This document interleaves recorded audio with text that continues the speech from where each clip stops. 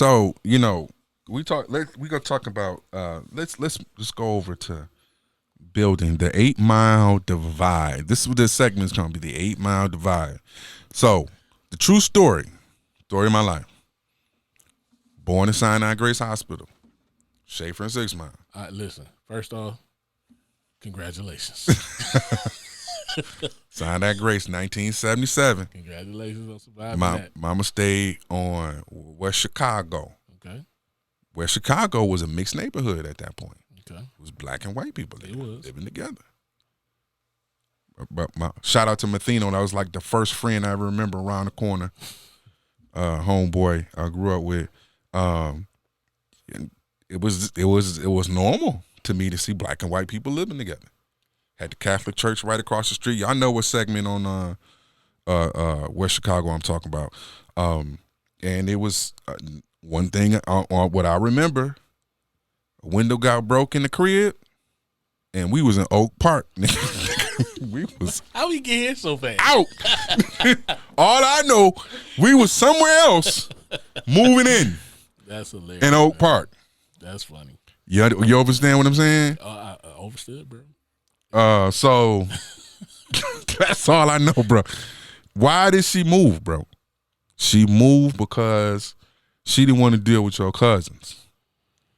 So that's what she just newly got married to my stepdad. He worked at the plant. She worked at Blue Cross Blue Shield. They had good, they had bread. Moved out. Went to Oak Park.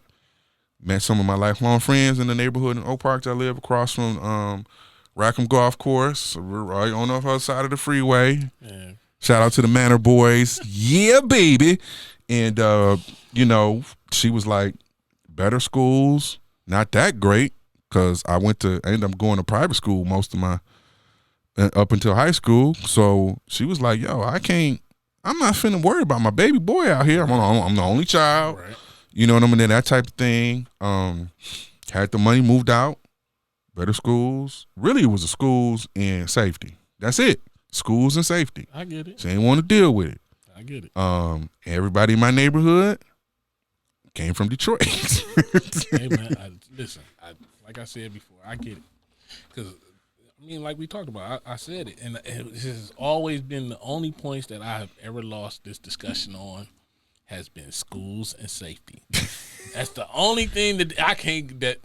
That's a basic human necessity. It is, and that's how we got to talking about black flight. Because, listen, every family wants their children to grow up in an environment that is more productive than the one that they grew up in. Yeah. So I can never say anything about anybody making a decision to move their family to make sure that their children have the best opportunities that they can have.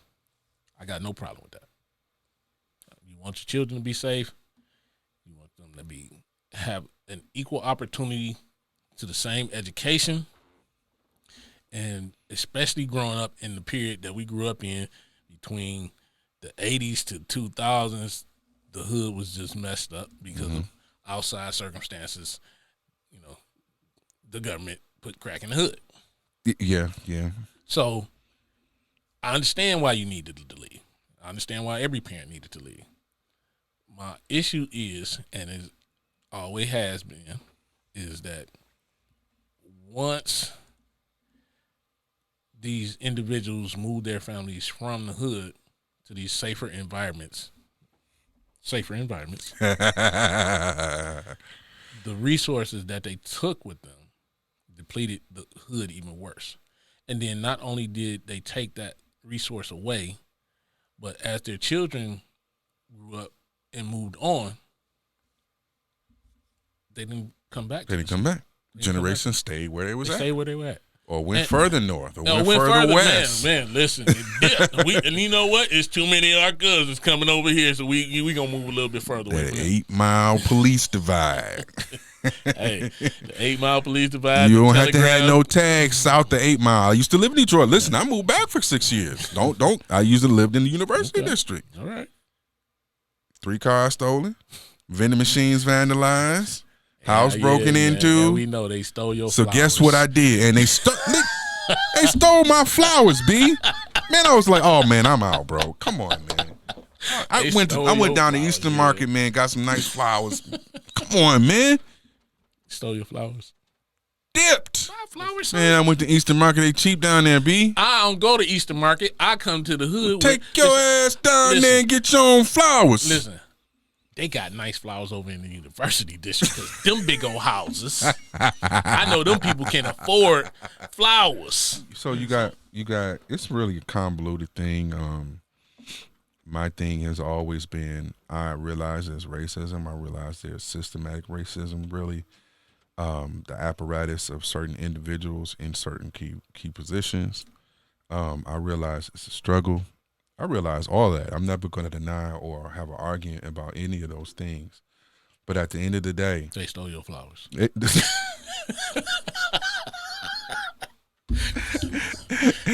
At the end of the day, are you willing to do what it takes? What needs to be done? What needs to be done? I hear that. Because we gonna have to mitigate all that. We already know that. We talking about, oh, well, we got to do this to make people aware. Listen, man, if they ain't aware now, ain't nothing you gonna do with making them aware. We know what we gotta. We know what the road that lies ahead of you. We know all that. Right. And the biggest problem to me has always been, there's a number one problem. We talking inner city, minorities, blacks. It don't make a difference. It's fatherlessness, man. Yeah, true. That alone statistically cures just about every woe in the community. It does. But not just fatherhood, but positive fatherhood, because we got a lot of fathers in the hood that are not the best dads. That's true. That's true. But it goes deeper. It's just not father. You know, we need positive men, because we talked about it. We need better men. Right. And I'm not, I've been through divorce, separation, and all that. The most better and ideal situations has a father in the home. And I get it that, we all, come on, man. Ain't nobody judging that, because I've been through it. But I've been through it twice. You know what I'm saying? So it's not like that, but the best situation for a child is to have a father in the house. You're absolutely right. Because crying about it all the time ain't doing nothing. You're right. If listen, I'm old school. I believe dad is the head of the crib. That's where I'm at with it.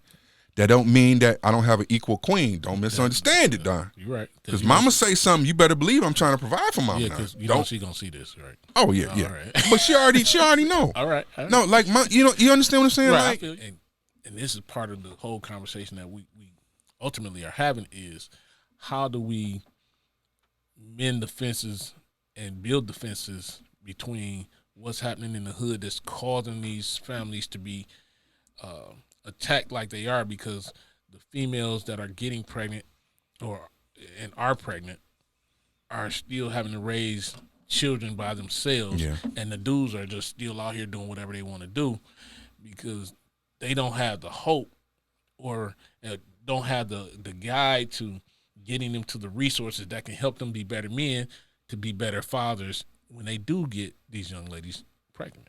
Mm-hmm. So we need those resources that others have utilized to get their children out of the hood,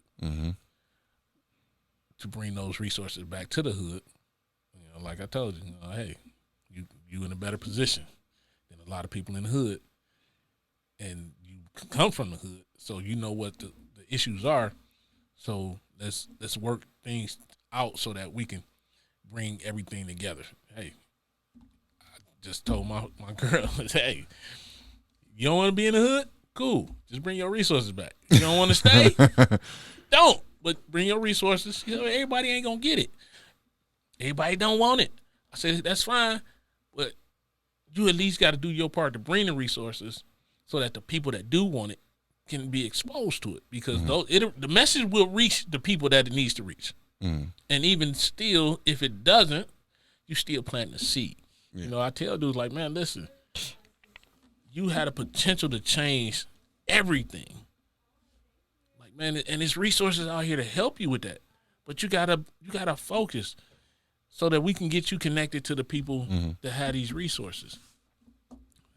But I can't get them to put the drugs down. But man, who you know that did this?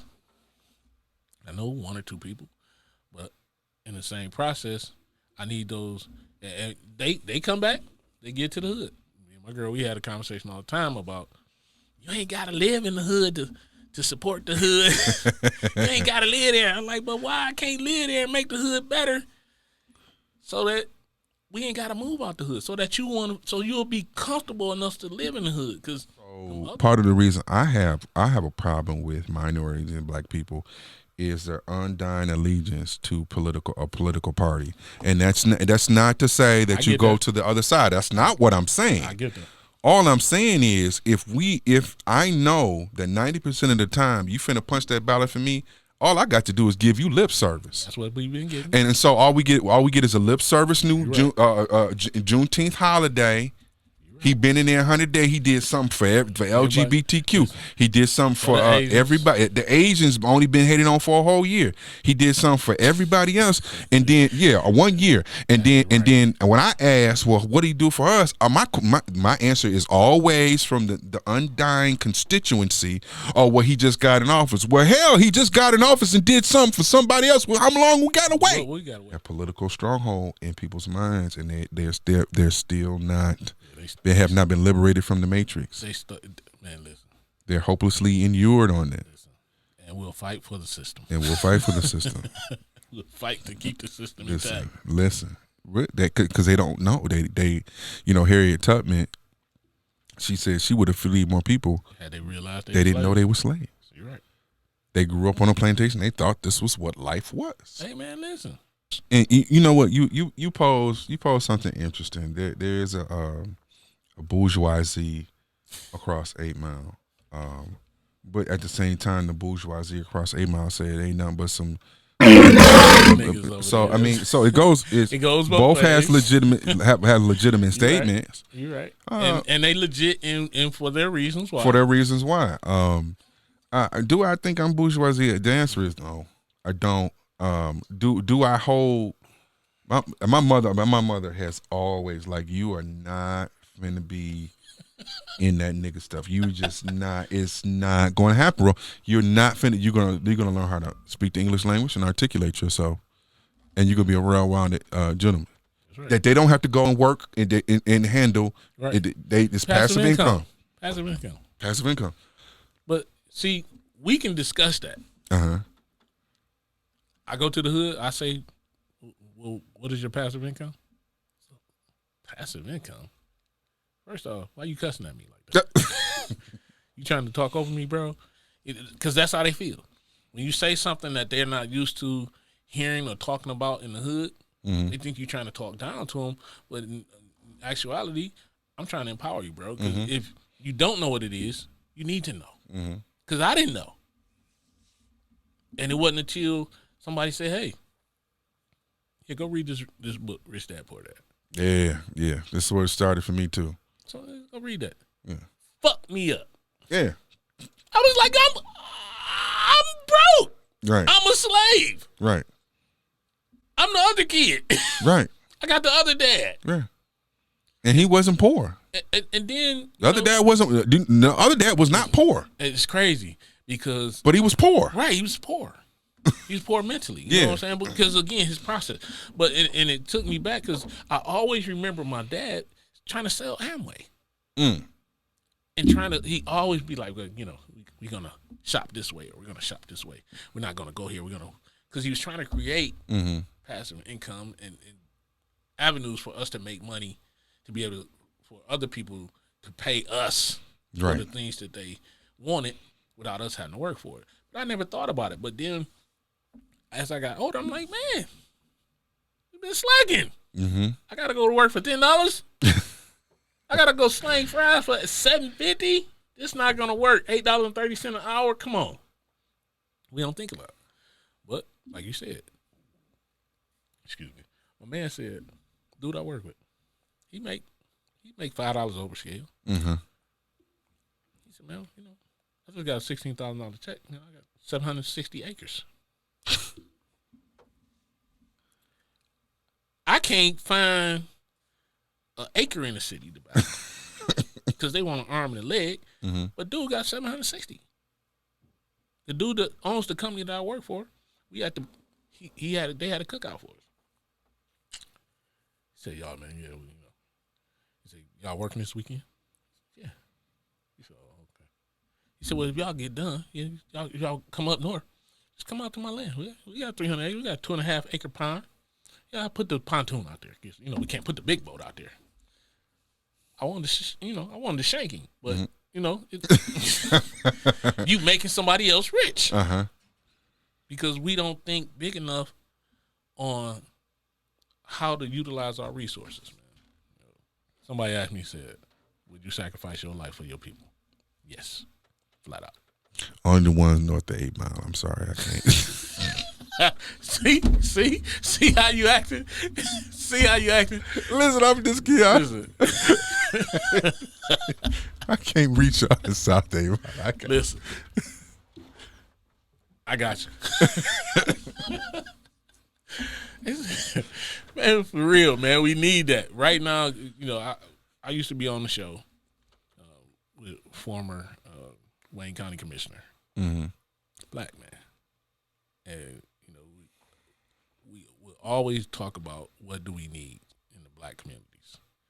And I said it, man. We at a point now where somebody needs to be the lead and understand that the sacrifice of the one has to be for the greater of us all. And that includes us on this side of 8 Mile and those of you on that side of 8 Mile. Because as a whole, until we all understand the sacrifice that it's going to take to move us all ahead, then the individual being successful ain't enough. It just ain't. Yeah. That's real. That's real. That's true, man. I'm going to buy you some flowers. I know you missed those, man. I know that was an issue. That was a tipping point. We gonna go down. Went to Detroit coming. Yeah, we gonna go back down to without Eastern me Market because I'm not gonna be there. Come on, cuz we gonna go down to Eastern Market. We gonna find a black-owned flower stand. And I'm gonna get you some flowers, some nice ones, man. Not them cheap ones either. Couldn't do it no more. I was and look, you don't even got to come back, man. Just promote the black-owned business. I'm with that. All right. But